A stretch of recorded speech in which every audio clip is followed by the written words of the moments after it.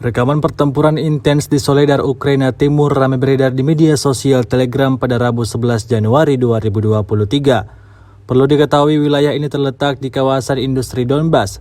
Soledar juga dekat dengan Bakhmut. Dua wilayah ini tengah coba dipertahankan Ukraina dari pendudukan Rusia. Sejumlah laporan di antaranya Reuters menyebut bagaimana menggilanya pasukan Rusia di sana. Pasukan Rusia sempat memukul mundur militer Ukraina. Tampak dalam rekaman kumpulan-kumpulan berbagai momen saat militer Rusia menghancurkan posisi lawan.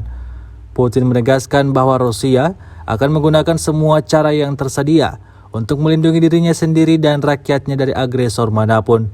Presiden Joe Biden mengingatkan bahwa konflik antara Rusia dan NATO bisa sangat berbahaya karena berpotensi memicu perang dunia ketiga. Invasi Rusia ke Ukraina memang menjadi salah satu konflik paling mematikan di Eropa sejak Perang Dunia Kedua.